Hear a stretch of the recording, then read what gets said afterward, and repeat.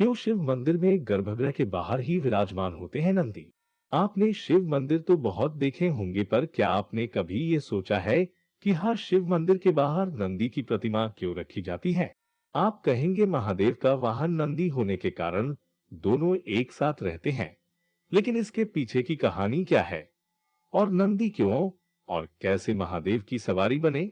आइए जानते हैं महादेव की सवारी नंदी की अनकही कहानी को। भगवान शंकर शिलाद मुनि के कठोर तपस्या से प्रसन्न होकर स्वयं शिलाद के पुत्र रूप में प्रकट होने का वरदान दिया और नंदी के रूप में प्रकट हुए। शंकर के वरदान से नंदी मृत्यु से भय मुक्त, अजर अमर और अदुखी हो गया। भगवान शंकर ने उमा की सम्मति से संपूर्ण गणों, गणेशों व वेदों के समक्ष गणों के अधिपति के रूप में नंदी का अभिषेक करवाया। इस तरह नंदी नंदीश्वर हो गए। भगवान शंकर शिलाद मुनि के कठोर तपस्या से प्रसन्न होकर स्वयं शिलाद के पुत्र रूप में प्रकट होने का वरदान दिया और नंदी के रूप में प्रकट हुए।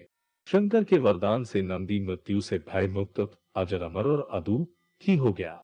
भगवान शंकर ने उमा की सम्मति से संपूर्ण गणों, गणेशों व वेदों के समक्ष गणों के अधिपति के रूप में नंदी का अभिषेक करवाया।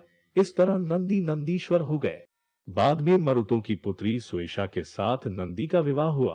भगवान शंकर ने नंदी को वरदान दिया कि जहां पर नंदी का निवास होगा वहां उनका भी निवास होगा।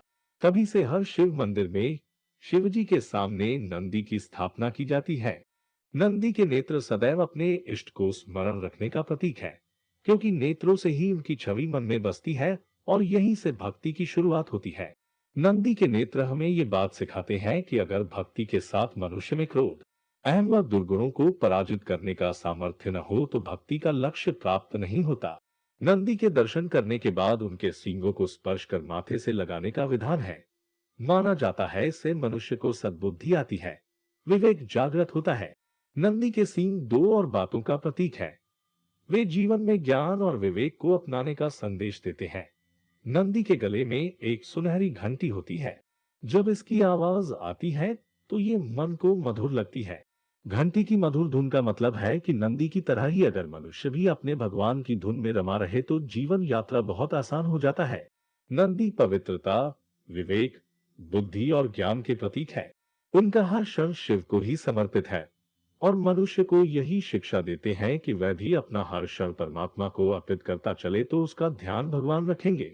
जब भी आप शिव मंदिर जाए तो नंदी को नमन करें। दिए